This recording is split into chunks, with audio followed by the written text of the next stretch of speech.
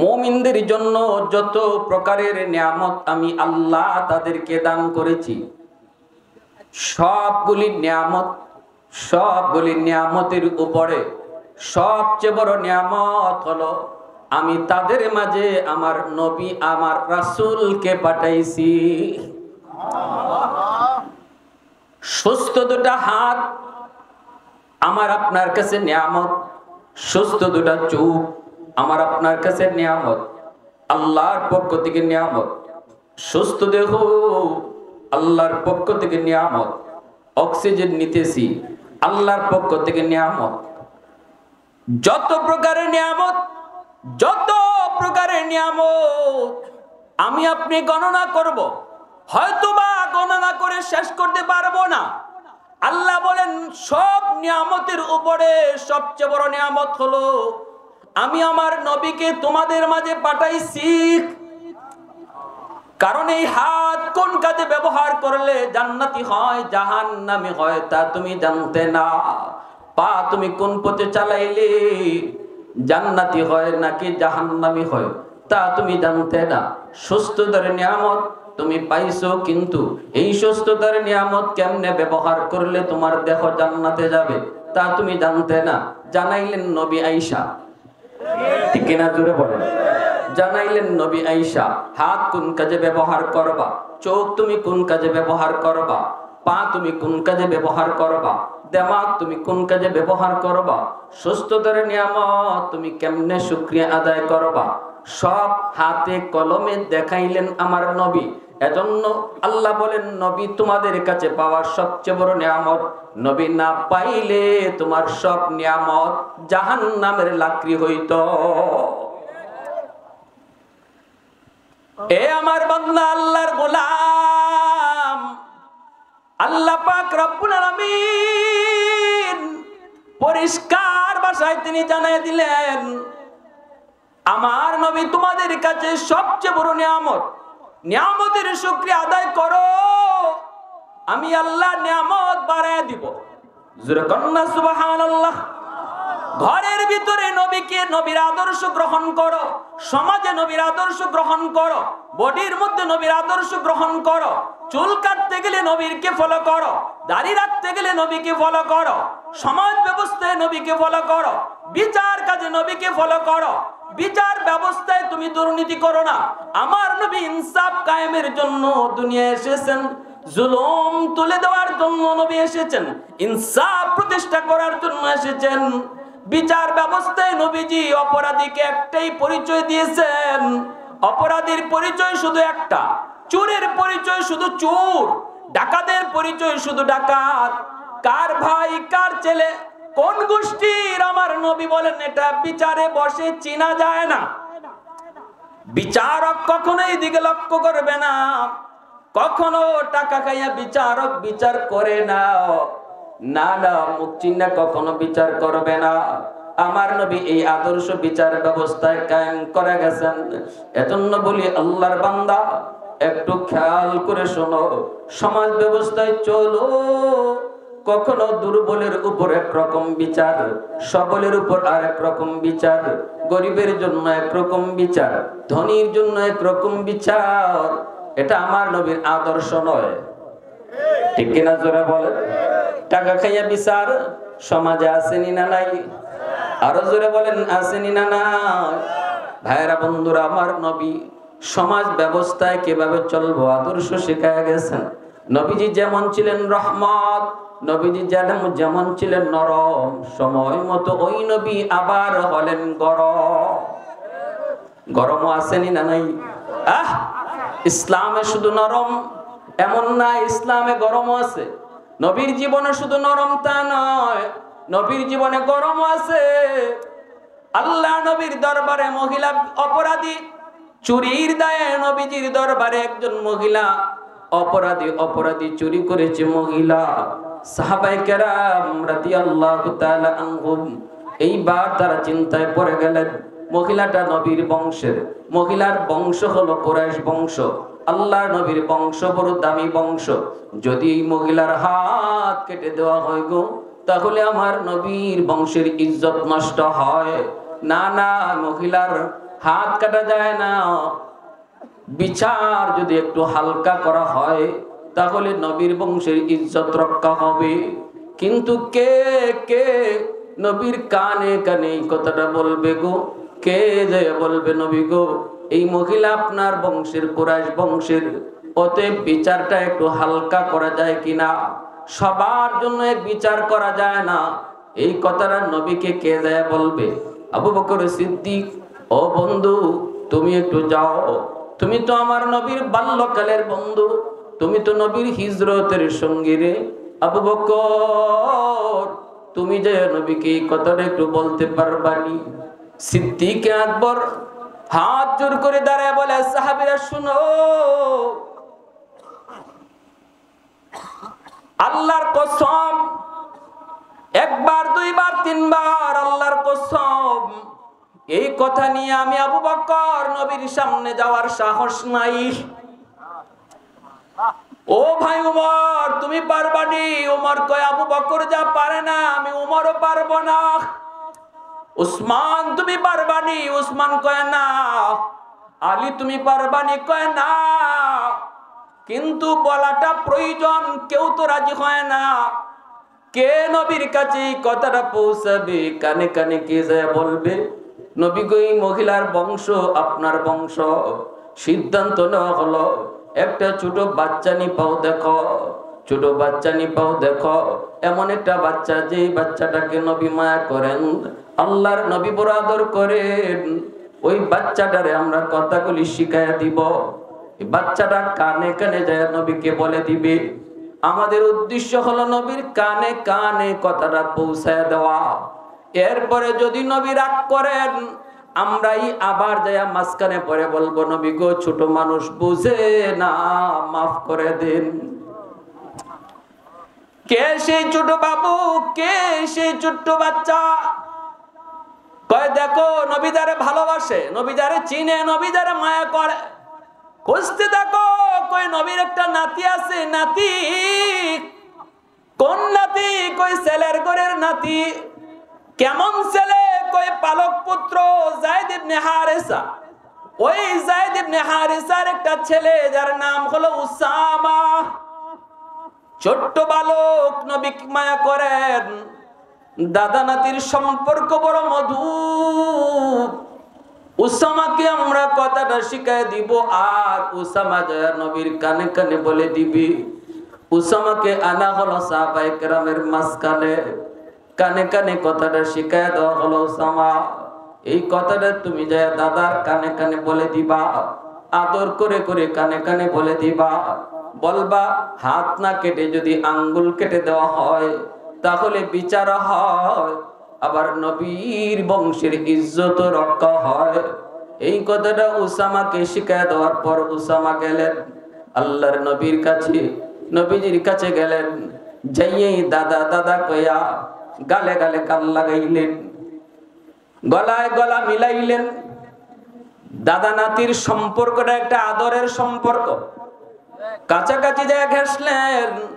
শিশু বাচ্চারা যদি কোনো কিছু বলতে চায়, কোনো আবদার পেশ করতে চায়, তাহলে দেখবেন সবার আগে বাবার কাছাকাছি এসে ঘেঁষাঘেঁষি করে, গালে গালে গাল লাগায়, আদর করে। কাছাকাছি ভিড়ে প্রথমে এসে আবদার করে না, আদর করে তারপরে আস্তে আস্তে কথাটা বলে। ওসামা আইসো নবীর কানে কানে বলার আগে নবীর গায়ে গায়ে ঘেঁষতেছেন।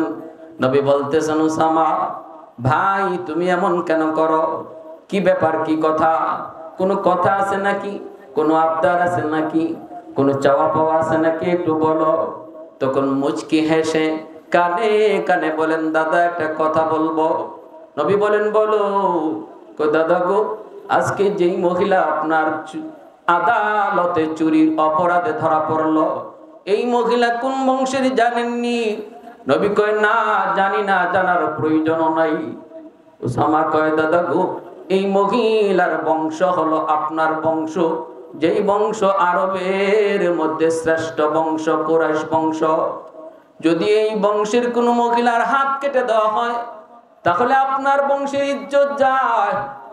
ও দাদা হাতটা না কেটে যদি আঙ্গুল কেটে দেন তাহলে বিচারও হয়, বংশের ইজ্জত রক্ষা হয়।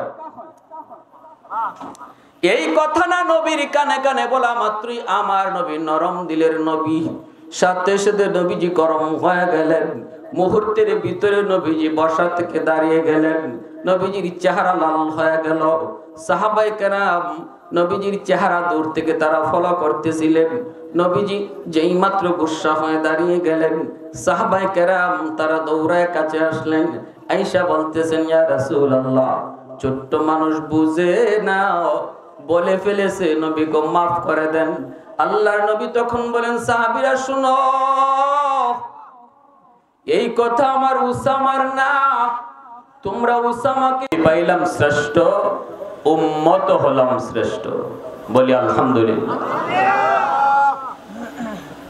আমাদের নবী নবী বলেন, আনা আফজালুল আম্বিয়া ওয়া উম্মতি আফজালুল উমাম, আমি নবী সকল নবীদের মধ্যে শ্রেষ্ঠ নবী, আর আমার উম্মত সকল উম্মতের মধ্যে শ্রেষ্ঠ উম্মত।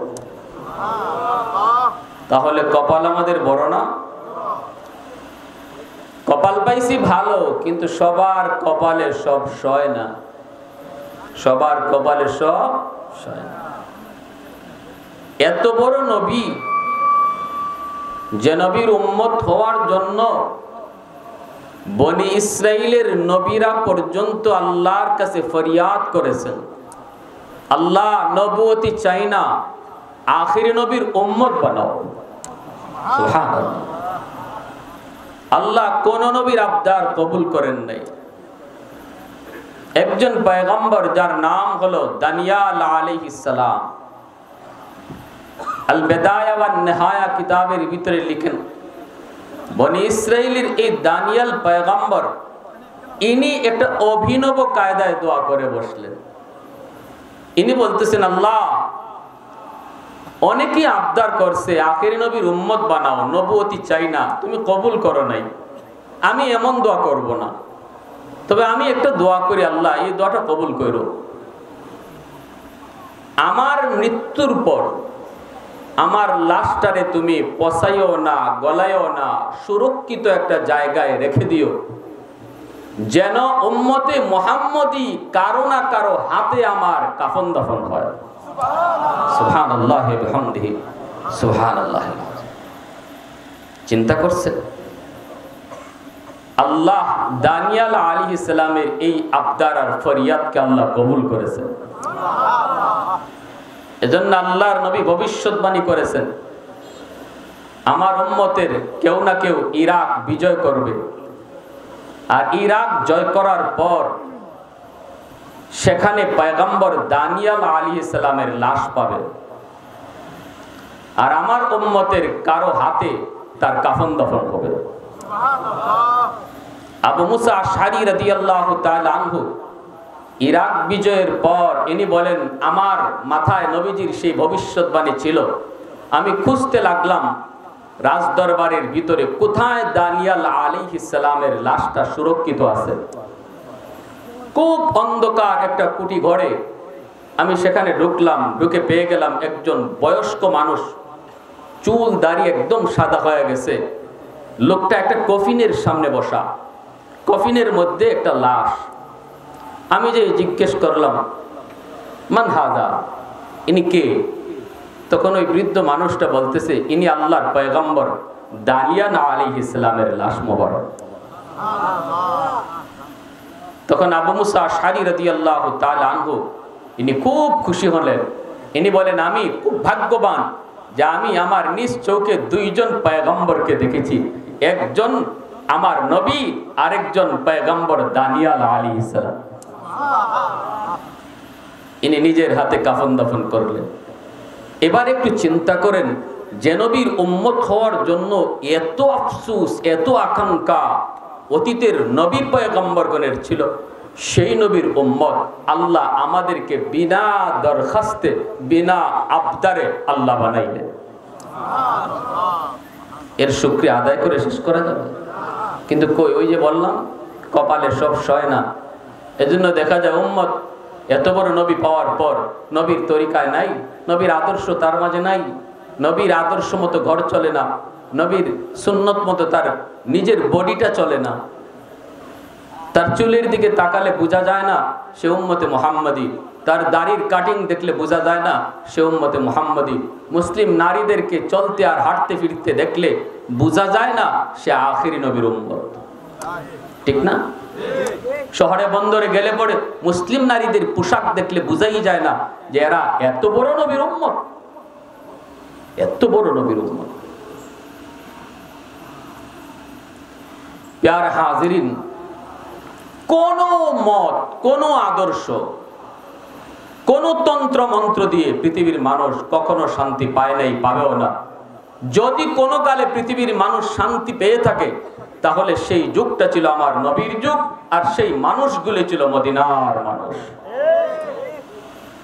সোনালী মানুষ হয়েছে, সোনালী সমাজ হয়েছে শুধুমাত্র আমার নবীর আদর্শ মতো চলার কারণে। আজকে আমাদের মধ্যে অশান্তির মূল কারণ, আমরা মুখে বলি নবীর উম্মত, কিন্তু কাজে কর্মে বুঝাই যায় না নবীর উম্মত। একমাত্র মূল সমস্যা আমাদের অশান্তির, যে আজকে আমরা নবীর আদর্শের ধারে কাছেও নেই।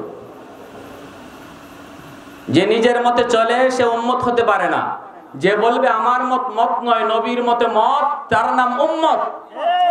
নিজের মতে চলার নাম উম্মত নয়, নবীর মতে মত, এর নাম হলো উম্মত।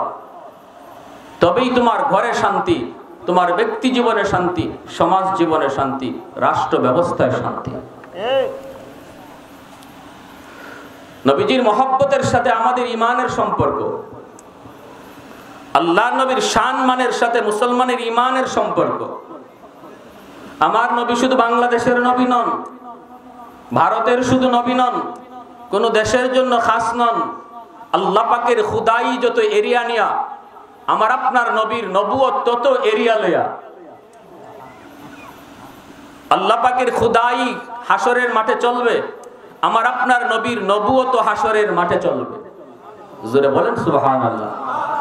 কিন্তু আমরা আজকে দুঃখ, কলিজায় বড় ব্যথা, সময়ে সময়ে যুগে যুগে আমরা বিভিন্ন দেশে দেখি আমার নবীর শান মান নিয়ে কটাক্ষ করা হয়। মাত্র গতকাল নিউজ আপনারা পাইলেন কিনা জানি না, ভারতে দুই কুলাঙ্গার আমার নবীর শান মানের উপরে চরমভাবে আঘাত করেছে। মোদী সরকারের একজন এমপি সাপোর্ট করেছে। নবীর শানের উপরে এত বড় কথা, মনে রাখবা, কেউ বলতে পারে ভারত হয়েছে তো আমাদের কি। ভালো করে ইয়াদ রাখো, আমার নবী শুধু ভারতের নবী নন, আমার নবী কায়নাতের নবী। পৃথিবীর কোন এক জায়গায় যদি আমার নবীর শানের উপরে আঘাত হয়, মুসলমান মনে রেখো, তামাম পৃথিবীর সমস্ত নবীর উম্মতের কলিজায় আঘাত লাগলে বোঝা যাবে তুমি নবীর উম্মত। আমরা কোন দেশে আঘাত হয়েছে তা জানি না, আমরা শুধু একটাই বুঝি, আমার নবীর উপরে আঘাত হয়েছে, আমার নবীর শান নিয়ে কটাক্ষ হয়েছে। সে যেই হোক, আমার বাপ হোক আর আমার দাদা হোক, আমার নেতা হোক আমার নেত্রী হোক, আমার রক্তের যেই হোক না কেন, নবীর বিরুদ্ধে কথা বলবে, কোনদিন নবীর আশিক সেটা বরদাস্ত করবে না।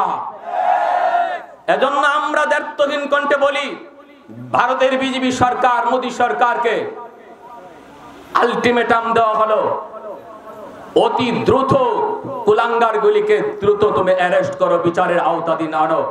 আর যদি তাদেরকে বিচারের আওতায় না আনা হয়, মনে রাখবা, শুধু বাংলাদেশের নবীর আশিকরা যদি চায়, বাংলাদেশের নবীর আশিকরা যদি রাজপথে নেমে যায় উলামায়ে কেরামের নেতৃত্বে, তাহলে ভারত পর্যন্ত আমাদের লং মার্চ করতে কেউ ঠেকায় রাখতে পারবে না। উলামায়ে কেরাম আপনাদেরকে রাজপথে ডাক দিতে পারে। মনে রাখবেন, এই ইস্যুটা আলেম উলামার ব্যক্তিগত ইস্যু নয়। উলামায়ে কেরাম যখন রাজপথে নামে, তাদের ব্যক্তি স্বার্থে নামে না। উলামায়ে কেরাম নবীর হাদিস পড়ায়, এর ভিতরে যেই মজার, যেই স্বাদ, মন্ত্রী এমপি হওয়ার ভিতরে এই স্বাদ নাই। সেই হাদিসের মসনদ রেখে তারা যখন রাজপথে নামে, মনে রাখতে হবে গোটা মুসলিম উম্মার ঈমান বাঁচানোর জন্যই তারা রাজপথে নামে। তখন আলেমদের ডাকে, প্রত্যেক প্রত্যেকটা নবীর উম্মতকে আশিককে রাজপথে হাজির হয়ে জীবন দিতে হলে জীবন দিব। কারা কারা তৈয়ার? হাত উঠে দেখা। নারে তাকবীর, নারে তাকবীর, ইসলামের